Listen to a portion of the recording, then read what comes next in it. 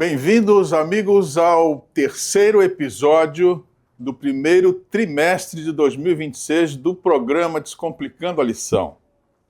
Como todos já sabem, esse é um programa voltado para pessoas que querem um aprofundamento nos ensinamentos da lição da Escola Sabatina. É o nosso propósito oferecer algumas ferramentas para que possam, por si próprios, buscarem a sua própria formação bíblica e, portanto, atuarem nas suas unidades como professores catedráticos que sabem usar a pedagogia para transformar seus alunos. E é nesse sentido que esse programa vai ao ar. Queremos agradecer aos que nos acompanham. São pessoas que ao redor do Brasil e mesmo em outros países estão acompanhando o programa Descomplicando a Lição. Nós saudamos todos esses nossos ouvintes e agradecemos porque nos prestigiam com a sua audiência, mas isso tudo sabemos que é uma obra que vem de Deus e, portanto, a Ele seja dada toda a honra e toda a glória. No programa dessa semana, estamos dando continuidade às lições que vão falar sobre Cristo nas duas cartas escritas pelo apóstolo Paulo, que são Filipenses e Colossenses. Então, nós estamos, como já dissemos nos programas anteriores, numa continuidade. Nós vimos Cristo em ação no Antigo Testamento, na lição do trimestre passado, e durante o ano de 2025 foi um estudo bem denso sobre a ação de Cristo no Antigo Testamento, e agora nós estamos vendo o Cristo encarnado, agora operando diante de nós todas as promessas e os símbolos que estavam lá no Antigo Testamento.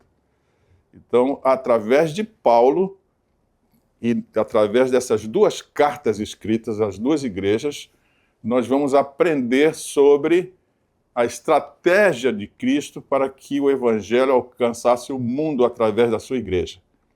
E é olhando as informações que estão aqui disponíveis que nós vamos entender como nós hoje, presentemente, temos que agir também.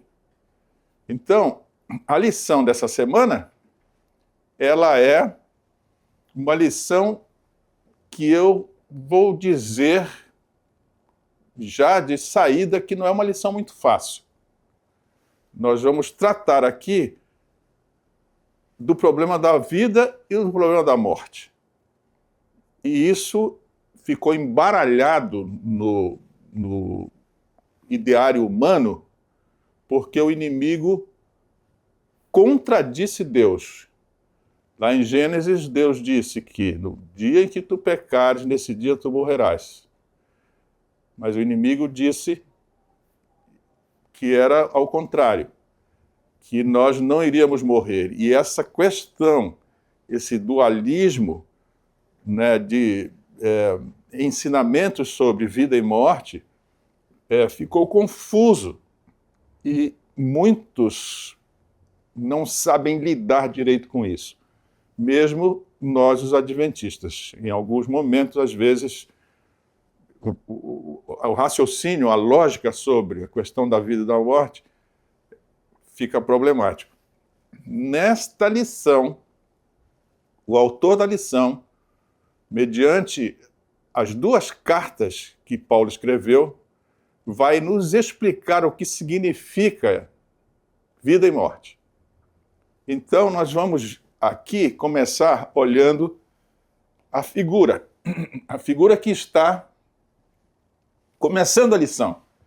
Uma figura importante. Ela, por si só, já explica o que precisamos entender. Vida, ou a vitória, passa por 3 etapas. A etapa da vida em Cristo, o viver em Cristo, ou seja, a submissão,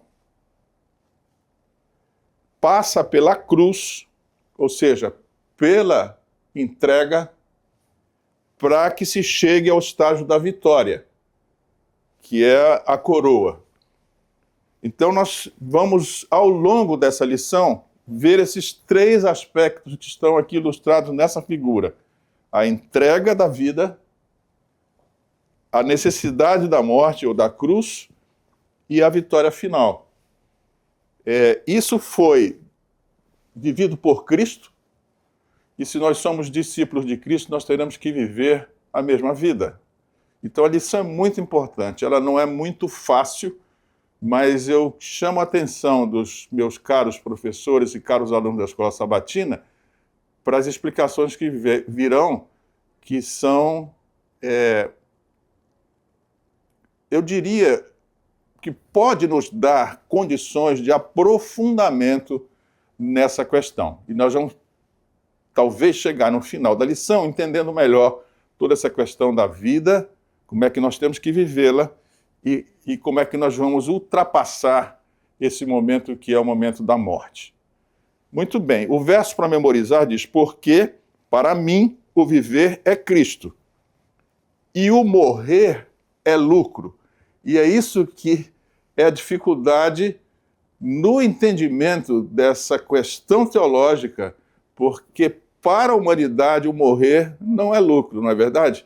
É perda. Mas a Bíblia diz que, ao contrário, para os que estão em Cristo, o morrer é lucro. E nós vamos tentar entender essa lógica bíblica. Então, a premissa, o ponto de partida para o raciocínio, para a lição dessa semana, é o que Ellen White diz na meditação matinal Vidas que Falam, no dia 25 de dezembro. Vejam bem a data, né? 25 de dezembro, dia do nascimento de Jesus, segundo o nosso processo civilizatório. Todas as boas qualidades que os homens possuem são dom de Deus.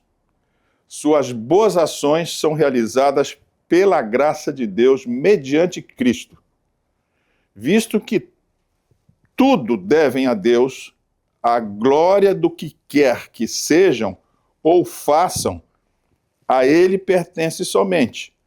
Não são senão instrumentos em suas mãos. Então, esse texto já está dizendo que a nossa vida deve ser uma vida de entrega, para que nós possamos ultrapassar o período da morte, para que a morte se transforme em lucro, conforme o texto que nós vimos para ser memorizado. Então vamos ver qual é a lógica que nós vamos perseguir nessa lição para que nós entendamos esse percurso. A entrega, o sacrifício da cruz, que é a morte, e a vitória. E esses três assuntos estão aqui: vivendo e morrendo por causa do Evangelho. Então, o viver e morrer por Cristo, que é essa primeira parte aqui, que é a coroa de espinhos. A morte é como um sono, que é essa segunda figura aqui, segundo ícone que está aqui na ilustração. E, por fim, unidos a Cristo, que é a vitória. Então, vamos entrar no assunto da lição. Chamo a atenção dos professores para o auxiliar do professor. Por que eu chamo a atenção? Sempre estou chamando a atenção, mas nessa lição, especialmente, a leitura dessa parte é muito importante para que entendam o que será explicado a seguir nas lâminas que nós vamos ver. A leitura desse auxiliar vai fazer com que haja expansão do seu olhar para entender as coisas que serão mostradas nessas lâminas. O primeiro assunto é o viver e morrer por Cristo, ou seja, a entrega. Na visão bíblica, retidão não é apenas um conjunto de atitudes corretas, mas o resultado da habitação do Espírito de Cristo no interior do ser humano.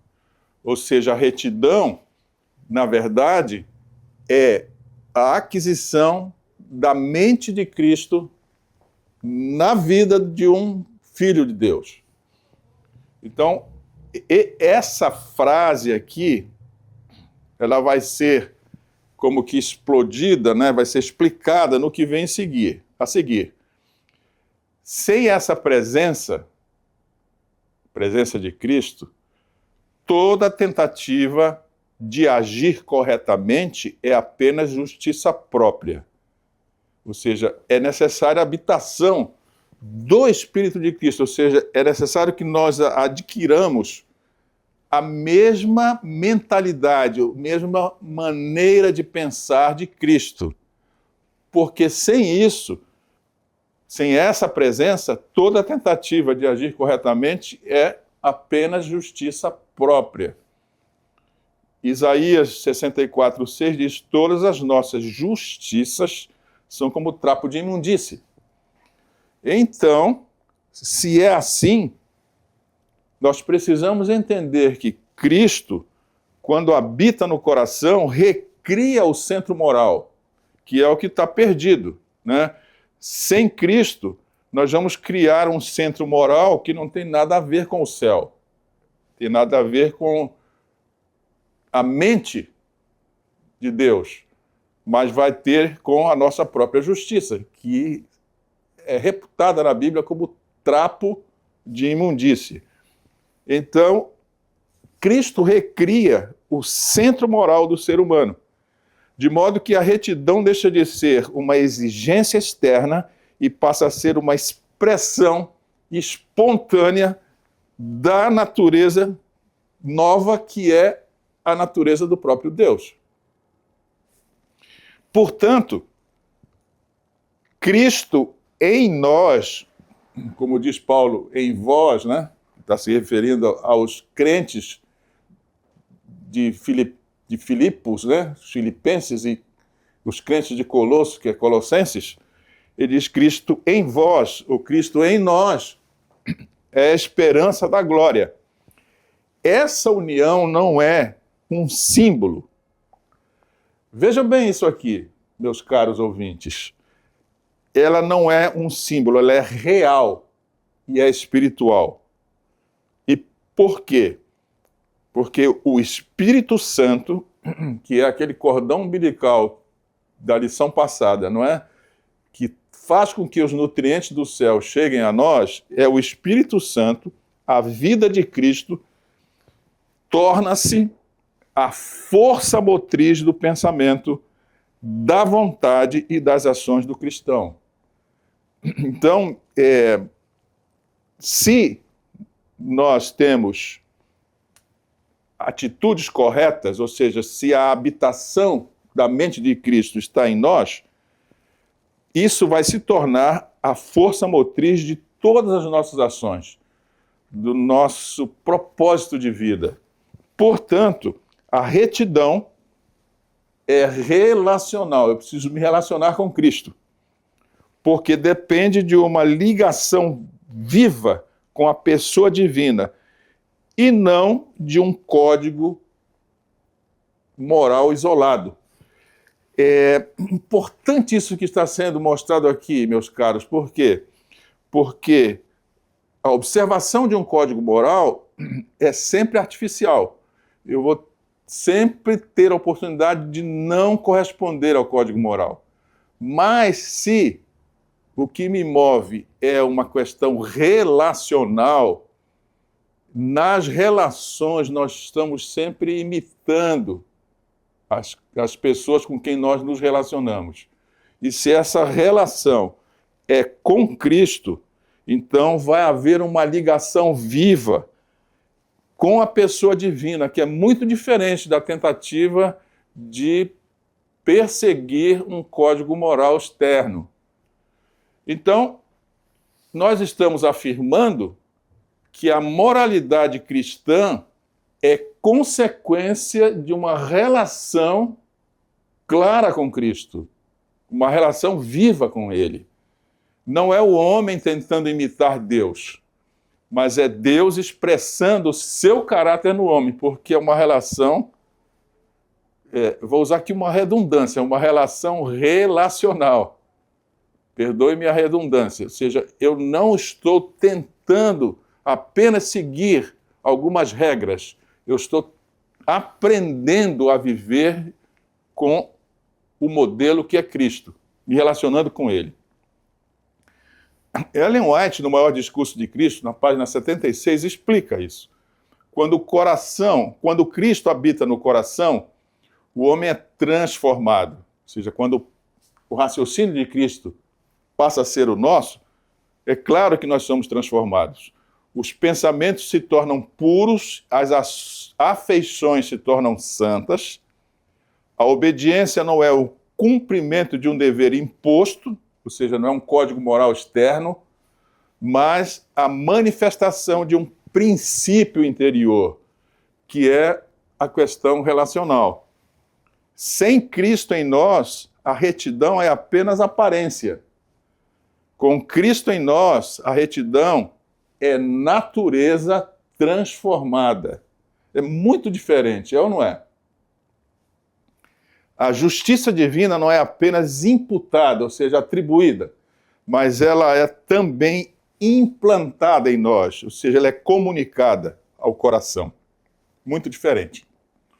Nós estamos falando de uma relação pedagógica que transforma. Muito bem. Então, a natureza relacional da retidão é muito importante ser entendida e vivida. A Bíblia apresenta a retidão não como um estado ético abstrato. O que é um estado ético abstrato? É quando eu tento seguir um código moral, mas como uma relação restaurada com Deus. Ou seja, eu me ponho em harmonia com Ele. O homem reto é aquele que volta a se apoiar no Criador, porque o que o pecado fez conosco é que nós nos apoiamos em nós mesmos e não no Criador. E nesse caso, nós passamos a reconhecê-lo como a fonte da sabedoria, a fonte da força, e ele é tomado como sendo a nossa direção moral. E o sábio Salomão, no livro de Provérbios, no capítulo 3, no versículo 5, ele ratifica exatamente esse raciocínio. Confia no Senhor de todo o teu coração, ou seja, de todo o teu entendimento.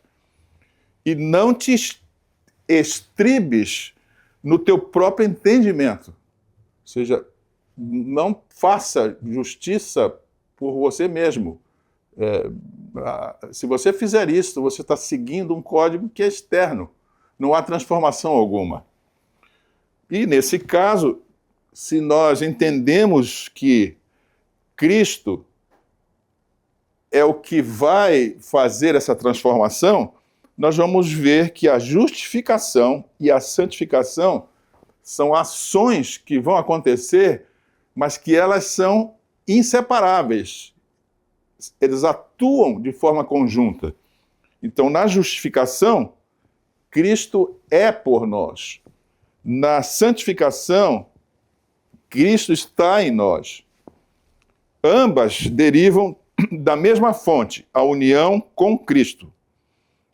E Paulo, em Filipenses, no capítulo 2, o verso 13, ele diz: porque é Deus quem efetua em vós tanto querer como o realizar segundo a sua boa vontade. Então, a questão é relacional, percebem? Eu preciso estar relacionado com Cristo. A retidão plena é o resultado da presença viva de Cristo, moldando o caráter humano em todas as esferas. Quais são as esferas? Pensamento, afeto, vontade e ação. Então, olha só, a presença viva de Cristo significa que o meu raciocínio será moldado pelo próprio raciocínio de Cristo. Isso é a presença viva dele. Então nós estamos vendo aqui a primeira parte daquela figura, que é a questão da coroa de espinhos, ou seja, a vida de entrega, né? Nós estamos vendo como é que essa entrega ocorre. Então, nesse contexto, o morrer é lucro. E nós já vamos ver por que é lucro. Segundo Paulo em Filipenses, capítulo 1. Porque a vida de Cristo em nós transforma o significado da morte. Paulo não via a morte como perda, mas como culminação de uma vida cuja essência já não era ele mesmo, mas Cristo vivendo nele. Portanto, era entrega completa, né? E agora nós podemos passar por um entendimento já do que é a morte. Mas vejam bem aqui, por que para mim o viver é Cristo e o morrer é lucro? Paulo está fazendo uma afirmação e eu estou fazendo uma pergunta. Essa afirmação está em Filipenses 1, 21, e a resposta vem aqui, ó. Viver é Cristo. Como assim? Significa que a vida de Cristo tornou-se o conteúdo e a direção da vida de Paulo.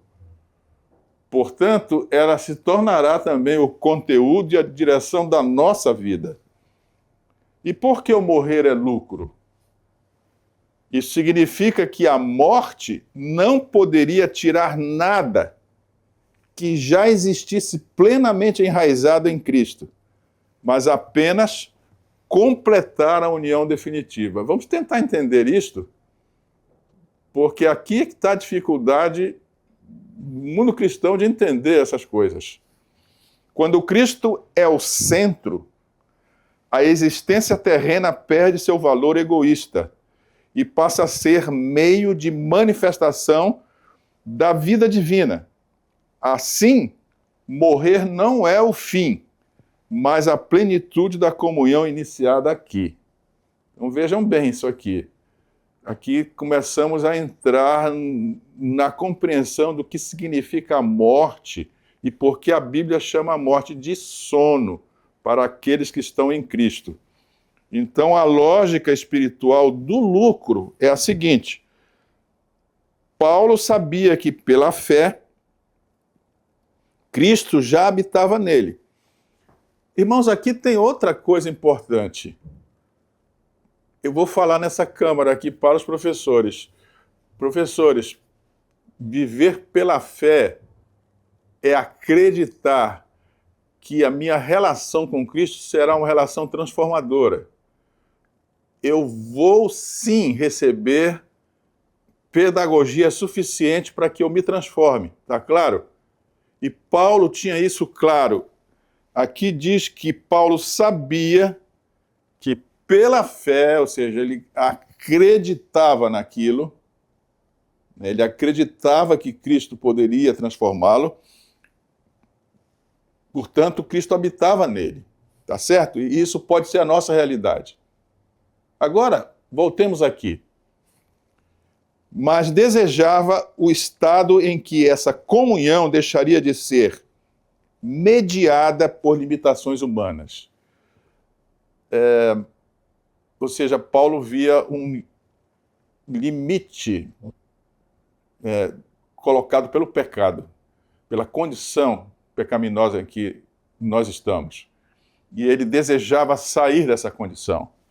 E por isso ele diz, lá em Filipenses 1, 23, desejo partir e estar com Cristo, o que é muito melhor.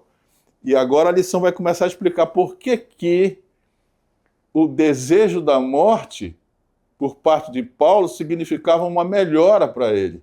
Se no entendimento humano, morte é perda, como é que Paulo consegue vislumbrar ou raciocinar na morte como sendo lucro?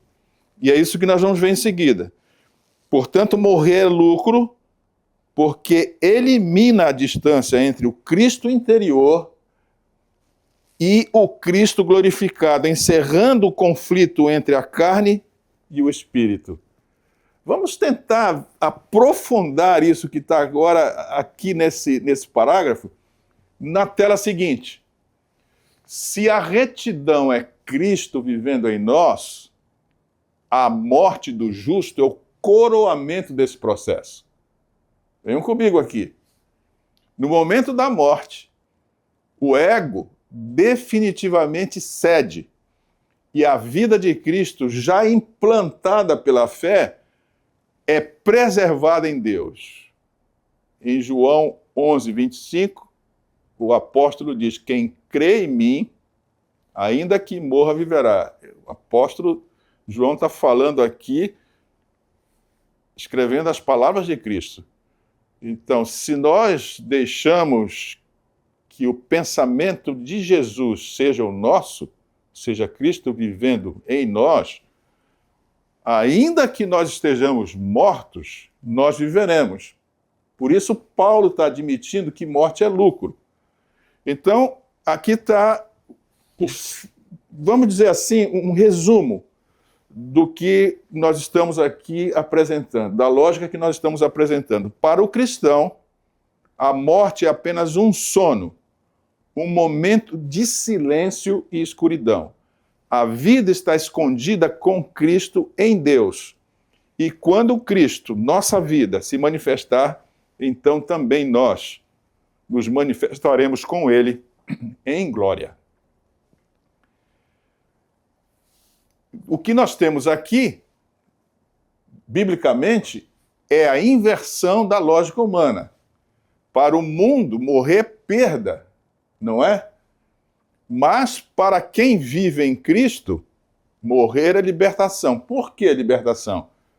A morte, antes maldição do pecado, torna-se porta da imortalidade para os que estão em Cristo. E isso é possível porque a retidão, como vimos, não é uma virtude humana, mas a própria vida divina operando no humano. Quando essa vida é plenamente formada, a morte já não tem poder.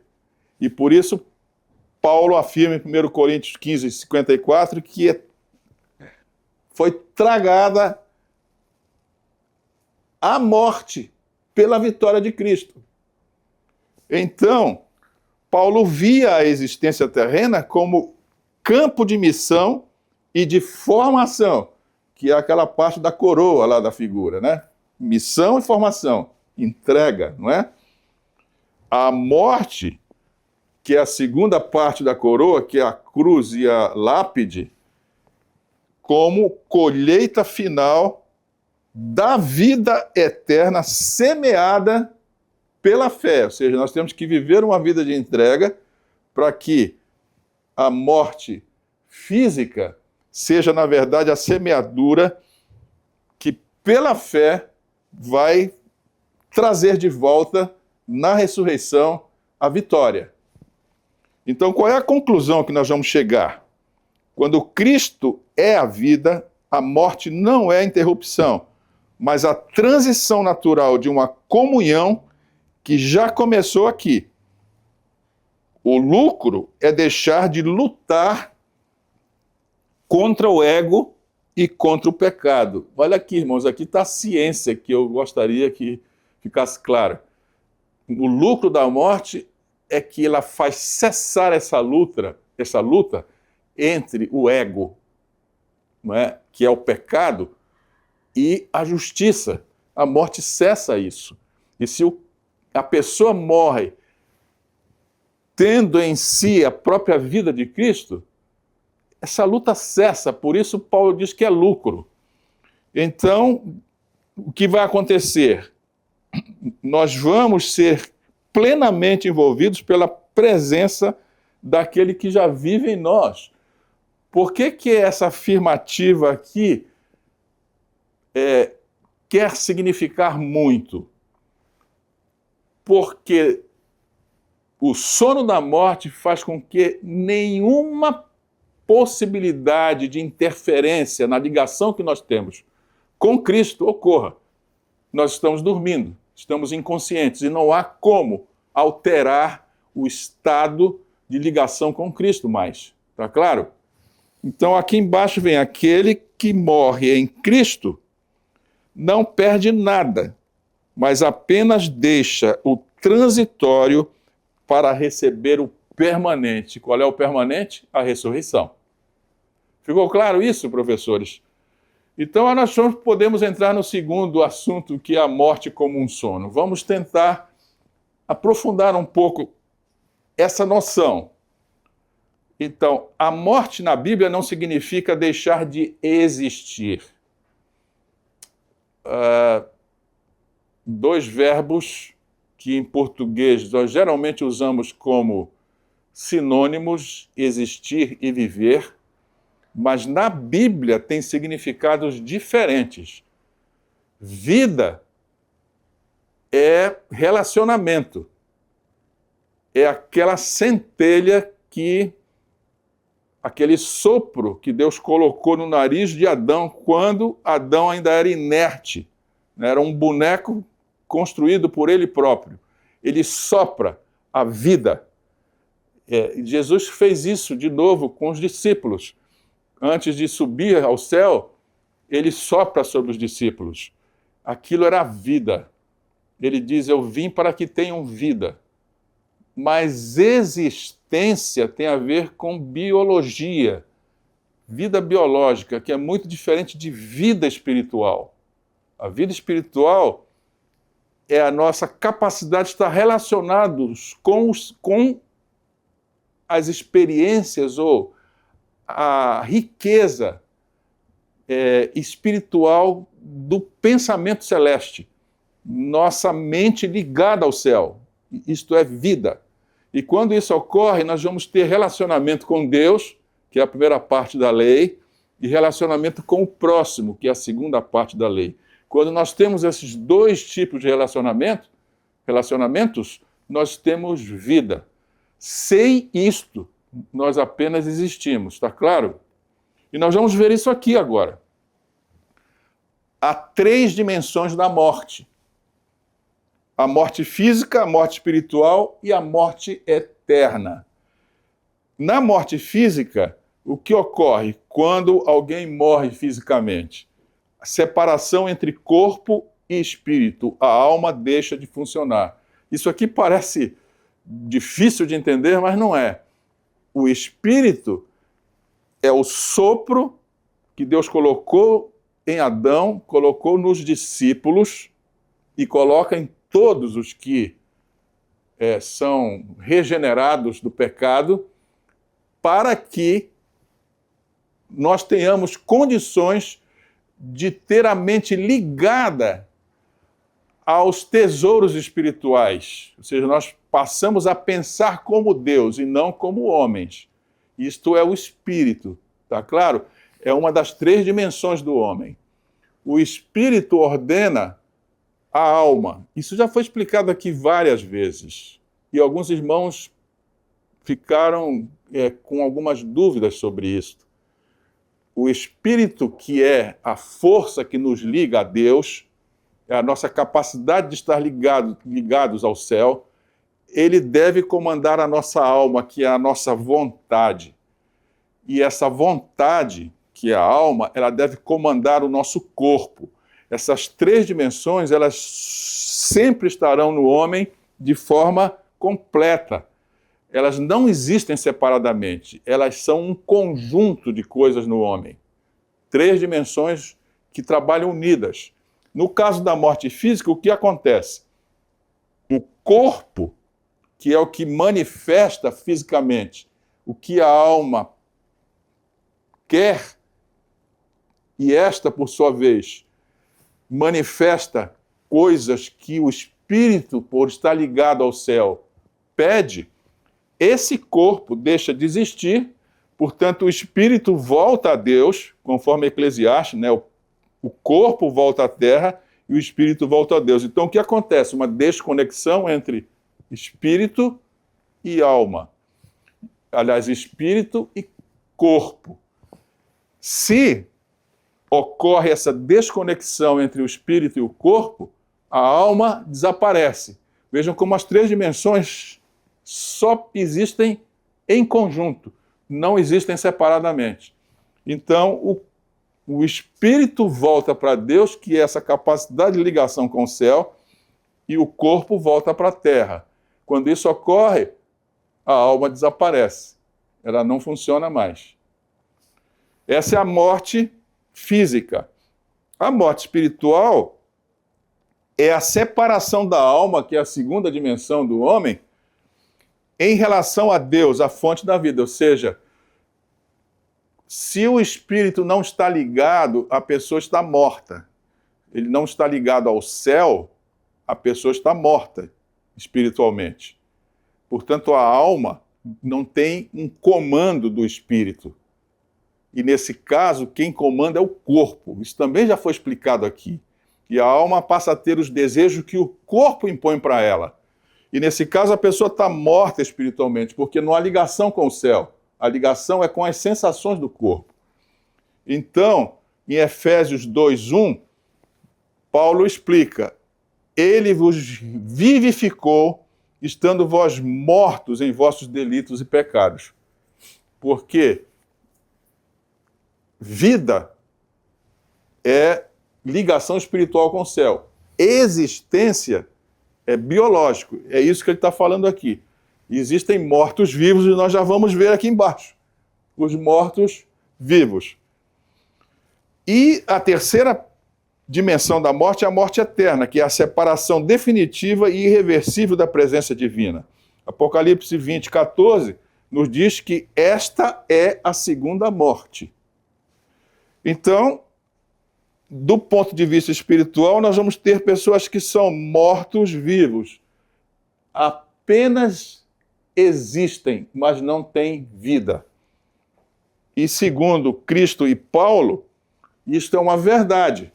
Jesus falou à igreja de Sardes, Apocalipse 3:1, tens nome de que vives, mas estás morta. Ou seja, apenas existência e não vida. Porque eu quero ressaltar isso aqui. Vida é a ligação do espírito humano com o céu, que vai provocar desejos espirituais na alma, que por sua vez comunicará isto ao corpo e o corpo gerará ações boas. Tá claro? Então, os mortos-vivos não têm essa ligação. E Paulo fala sobre isso quando, em 1 Timóteo 5,6, ele diz: mas o que vive nos prazeres, ainda que viva, ainda que tenha existência, está morto. Muito bem. Então, essas duas citações bíblicas aqui descrevem uma realidade. Existir fora da unidade espiritual é morte disfarçada de vida. A vitalidade verdadeira é moral e espiritual, e não apenas biológica. Exatamente isso que nós explicamos ali anteriormente. Então, olha só como nós estamos nos aprofundando aqui nessa questão, a morte como um sono, que é a segunda parte da figura. Se eu vivi perfeitamente a primeira parte, que é a entrega, a coroa de espinhos, eu vou ultrapassar a morte. A morte que é um sono na Bíblia para os que estão em Cristo. Então aqui vem essa explicação comentadinha aqui, para que os professores possam se adonar disso para explicar bem a sua classe. Olha, a morte é comparada a um sono, não como metáfora poética apenas, mas como descrição teológica precisa. E qual é? Uma pausa inconsciente entre a vida presente e a vida futura, que é a ressurreição. Então aqui está o conceito do que é a morte na Bíblia para os que morrem tendo se apoderado da vida de Cristo por fé. Está claro? Então, em 1 Tessalonicenses 4, 13 a 15, Paulo diz: não queremos, irmãos, que sejais ignorantes acerca dos que dormem, pois os que dormem em Jesus, é isso tudo que nós explicamos para trás, Deus os tornará a trazer com ele. seja, quem morre tendo vivido uma vida de relação clara, né, relação direta com Jesus, vai ter uma segunda chance. Ou seja, a morte aqui, ela não é definitiva, ela é recuperável. Nesse caso, vamos ver como a Bíblia trata, como é que nós podemos entender esse pedaço aí entre uma vida vivida no relacionamento com Deus e a morte física. A morte para Deus é um estado temporário e reversível, comparável ao sono. E por que é assim? A cessação de atividade consciente, a descanso de todo o labor humano e haverá despertar na ressurreição. Olha só aqui, né? Por que é apenas um sono? O que cessa aqui? Quando nós estamos dormindo, cessa a consciência, nós não nos lembramos de nada quando estamos dormindo. Há descanso, né? Ou seja, vou usar aqui talvez um neologismo, né? O refazimento do nosso corpo, não é? O organismo, durante o sono, ele recupera coisas que foram perdidas. E nesse sono, no que é o sono espiritual, nessa morte, o que nós vamos ter é um descanso nesse sentido, né?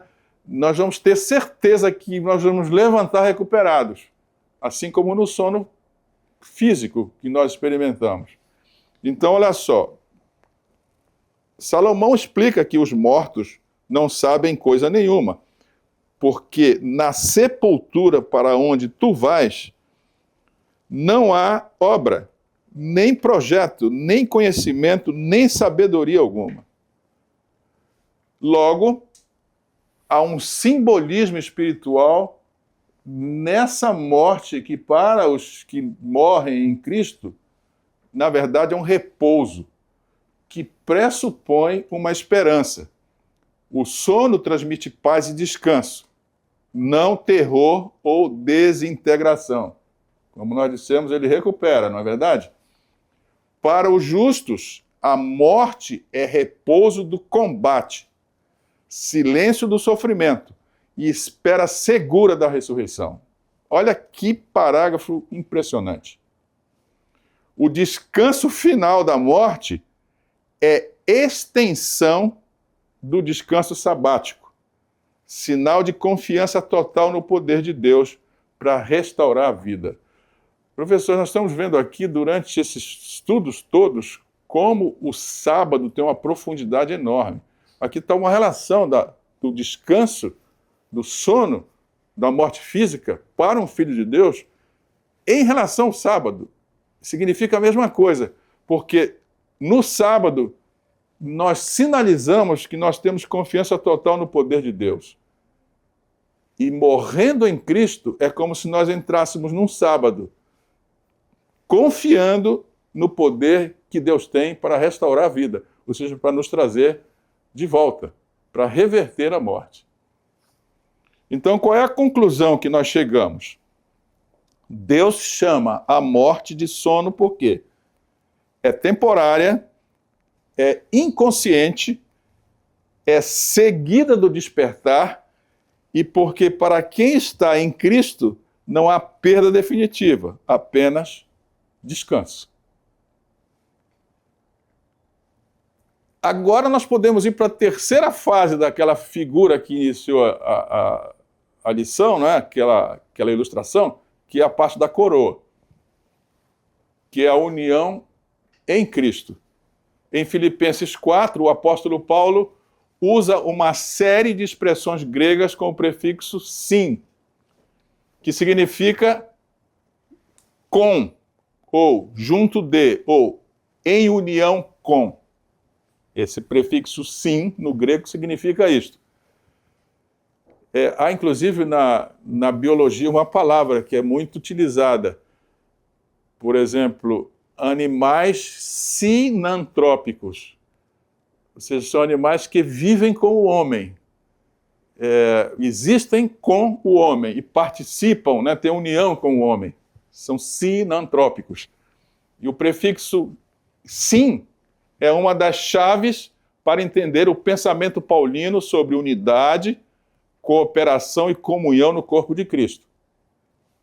Então, o significado do prefixo, na língua grega, indica associação íntima, participação conjunta ou ação compartilhada. Isso fecha, né, ou embasa o raciocínio dos dois primeiros assuntos que nós vimos aqui na lição dessa semana. Ou seja, aqui nós estamos vendo a base teórica para o raciocínio que estava lá atrás. Paulo usa essa partícula com frequência para expressar a união do crente com Cristo e com os irmãos. Aqui nós vemos a guarda da lei, aqui nessa frase, né? União com Cristo e com os irmãos, tanto no sofrimento quanto na missão. É o mesmo princípio de palavras como sinergos, que quer dizer cooperação, simpateo, quer dizer sofrer com. A palavra simpatia quer dizer eu sou solidário com o sofrimento de alguém. E synkoinonos, que quer dizer participantes com, ou sinatleo, que é lutar ao lado de. O apóstolo quer mostrar que a vida cristã não é isolada, nem individualista, mas uma existência com. Uma existência com Cristo, uma existência com os irmãos, uma existência com o propósito do Evangelho. Ou seja, na verdade, nós estamos falando do cumprimento da lei.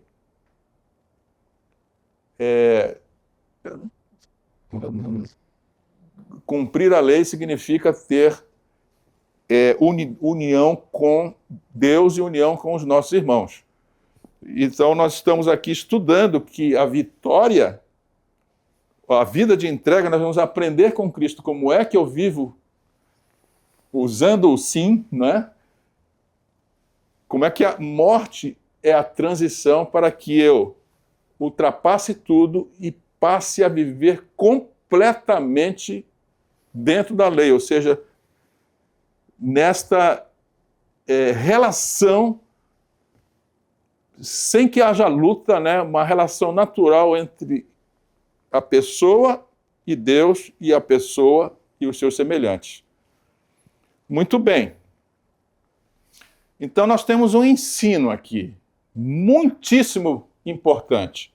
A unidade exige cooperação prática, não basta orar pela paz, é preciso agir junto, sim, né? Partícula sim do grego, para restaurar relacionamentos rompidos. O prefixo sim mostra que a comunhão se constrói na ação solidária. Nós estamos falando aqui da existência e também estamos falando da vida, enquanto seres biológicos e enquanto seres espirituais. Então há uma lógica aqui que nós precisamos entender. Unidade com Deus. O princípio é: Deus habita onde há amor e harmonia. O resultado é a presença e o poder do Espírito. Ou seja, sem que nós estejamos cumprindo a lei, ou seja, sem que nós estejamos nos relacionando com Deus e com o nosso próximo, não há presença do Espírito. Ou seja, se eu quero que o meu espírito renasça e eu saia da condição de apenas existir para viver, eu vou precisar obedecer à unidade com Deus e à unidade com o meu semelhante. E isso vai gerar unidade na missão. Todos combatem sob o mesmo propósito. E o resultado é a força coletiva e eficácia espiritual. A unidade da missão gera coragem diante da morte. Ou seja, o propósito transcende o corpo. Eu sou capaz de morrer por Cristo, que é a questão lá. Eu vivo por ele, a primeira parte da figura, e sou capaz de morrer por ele, que é a segunda parte daquela figura. Figura que introduz a lição. Qual é o resultado? Vitória sobre o medo. Se a unidade com Deus existe, a unidade com meu irmão existe. Se existe unidade na missão, e isto vai gerar coragem da morte, é claro que tudo isso resulta na esperança da ressurreição. Ou seja, a vida em Cristo se torna indestrutível. E o resultado é que há paz e a confiança eternas. Então vejam bem aqui, meus caros, a unidade é o ambiente da presença divina. Essa é a questão. Ou seja, se na sua igreja aí existe desunião, e particularmente, professor, na sua unidade há desunião, precisa fazer um trabalho para buscar essa unidade. Porque se nós buscamos essa unidade, nós estaremos unidos com Deus, ligados a Ele, é o sistema relacional com Deus, e estaremos ligados aos nossos irmãos, sistema relacional com os irmãos. E nesse caso, nós vamos ter a presença divina conosco. Deus nos chama à unidade porque Ele próprio é a unidade. Agora, olha só, professores, algo muito importante nós vamos agora entender. Por que Deus pede para nós esta unidade? Pai, Filho e Espírito Santo existem, são três pessoas diferentes, mas em perfeita unidade, perfeita harmonia. Quando vivemos unidos, nós participamos dessa unidade divina, que é o comportamento da Trindade. Por isso, a igreja só é forte quando está unida, pois é nesse ambiente, um ambiente de união, que o Espírito Santo atua. Mateus 18, 20, Jesus diz, onde 2 ou 3 estiverem reunidos em meu nome, ou seja, falando e agindo de acordo com os princípios celestes, aí estou eu no meio deles. Então a presença de Cristo não habita na divisão, mas na comunhão. A unidade é o canal da presença de Deus e o solo onde nasce a coragem. Então agora nós podemos entender a missão que é coletiva, não individual. O propósito de Deus nunca foi enviar soldados solitários, mas um corpo organizado. Por isso Paulo usa a imagem militar e corporal ao mesmo tempo. Lá em Efésios 6, 11 e 12, ele diz, pois não temos que lutar contra a carne e o sangue, mas contra os principados e potestades. Logo, as armas corretas que nós devemos empunhar, elas são espirituais. E quais são essas armas? Fé, verdade, justiça e oração. Essas armas espirituais só agem, só funcionam em forma conjunta. Elas nunca funcionarão isoladamente. Não há uma pessoa que só tenha fé. Não há uma que só se apodere da verdade ou da justiça. Não há uma que só ore. Essas 4 armas agem sempre juntas. Um exército fragmentado, ainda que tenha boas armas, é derrotado. Por isso, Paulo enfatiza, lutemos juntos pela fé do Evangelho. A força da missão está na cooperação sob um mesmo comando espiritual que é Cristo. Olhem bem isso aqui, professores. A unidade garante que a energia do Espírito flua sem resistência entre os membros do corpo. Logo, a unidade cria comunhão. Aqui tem uma sequência lógica que deve ser vista e utilizada na igreja. A unidade cria comunhão. É claro que cria comunhão, né? Comunhão é ter algo em comum. Essa comunhão gera a força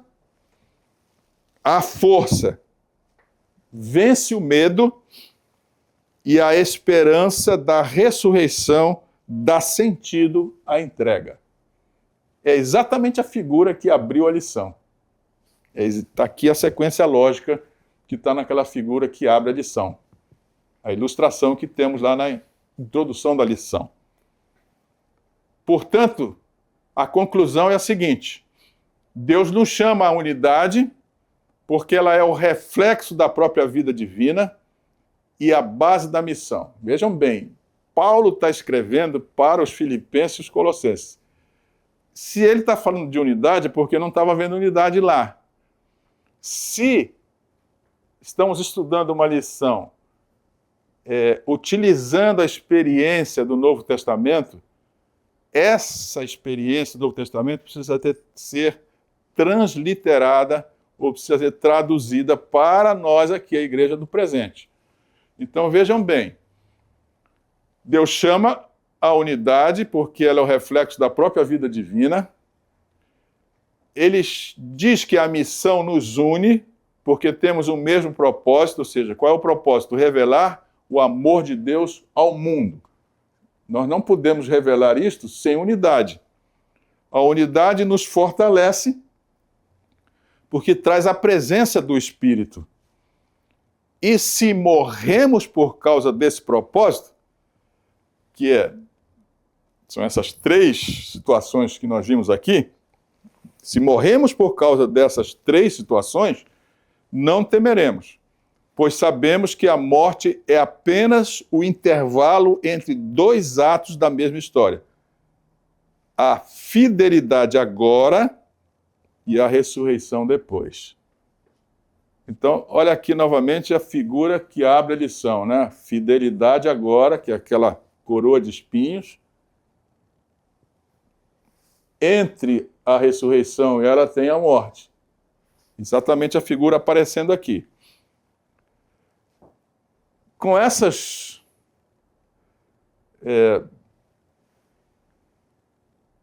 informações e com essa lógica toda explicada, isso tudo está nessas cartas de Paulo, são cartas riquíssimas.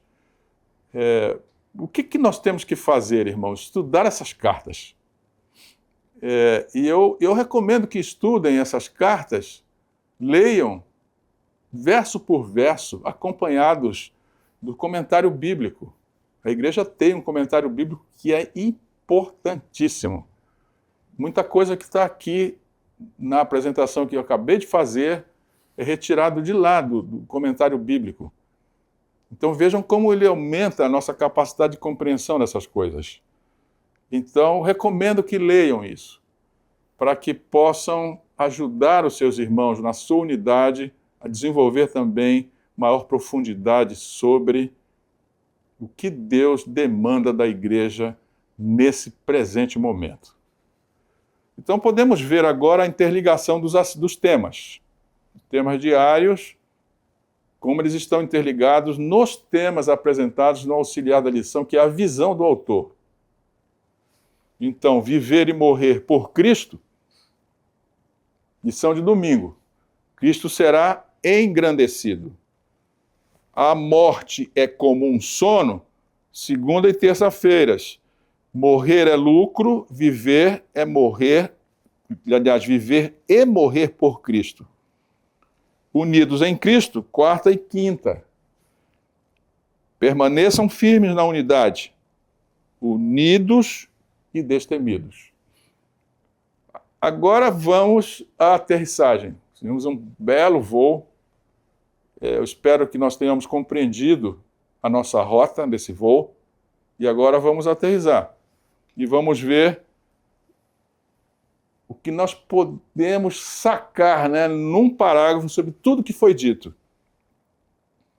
A estratégia de Satanás é dividir para conquistar.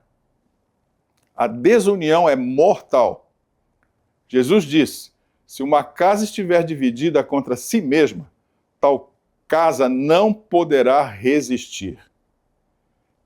Esse é um princípio simples que Satanás tenta nos fazer esquecer. A unidade nos ajuda a cumprir nosso papel profético como remanescente da profecia bíblica, proclamando o evangelho eterno a cada nação, tribo, língua e povo. A unidade é essencial para cumprir a missão de proclamar essa mensagem dada por Deus. Esse é um trecho que foi escrito pelo próprio autor da lição, Clinton Varley. É importante, irmãos, essa questão da unidade. As nossas igrejas ainda sofrem com muita discrepância de pensamento. Nós temos que nos alinhar a Cristo. É o único jeito de diminuir a distância ou as distensões que existem no interior das nossas comunidades. Nós precisamos ter o mesmo pensamento de Cristo. E certamente, se isso ocorrer, nós vamos ter unidade entre nós.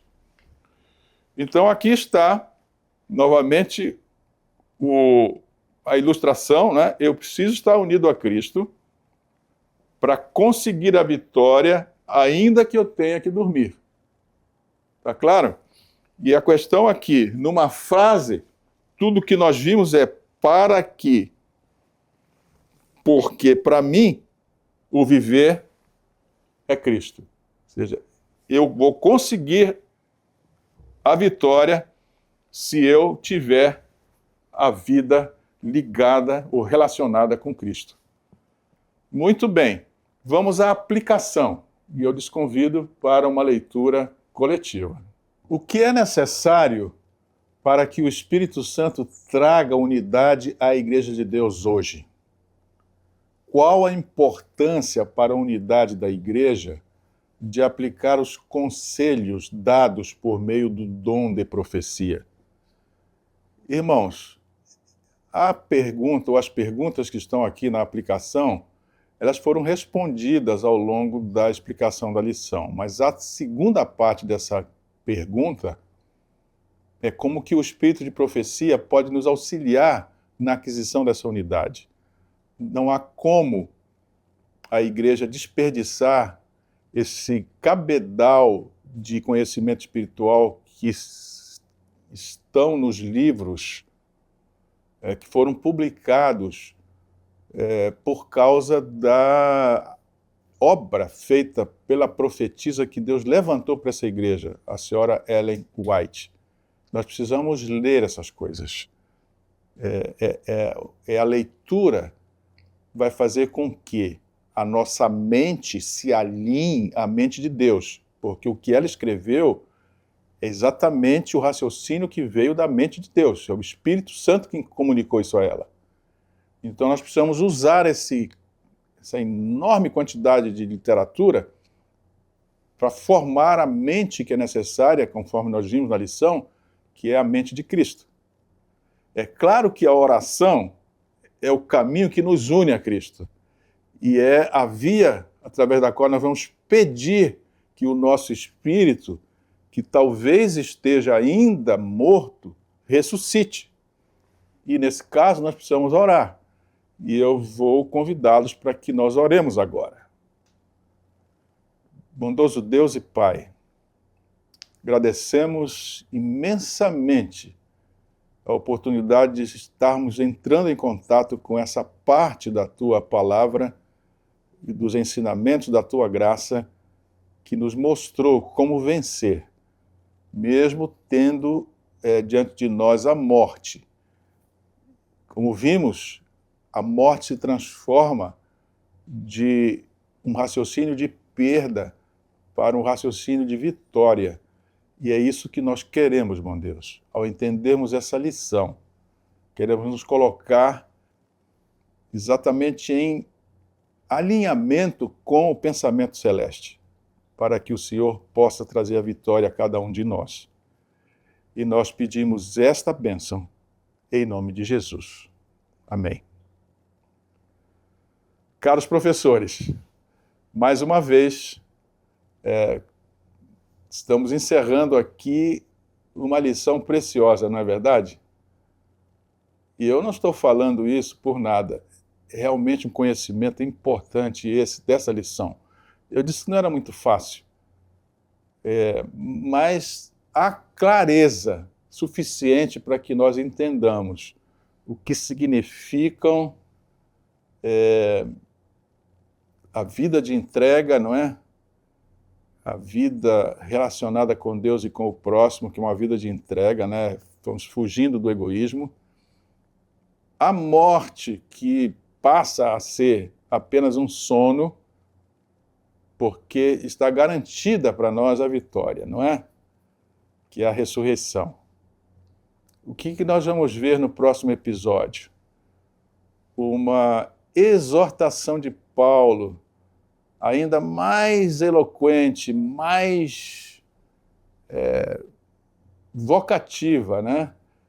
De como viver essa realidade que é a realidade do relacionamento com Deus. Eu lhes convido para o próximo episódio do Descomplicando a Lição, porque, professores, a sua missão ainda continua sendo esta, de desdobrar diante dos alunos coisas que estão escondidas para que eles tenham um entendimento e possam, através dessa pedagogia, transformar sua própria vida. Ou seja, trabalhar a sua própria salvação. Então venham conosco e nos encontraremos no próxima semana.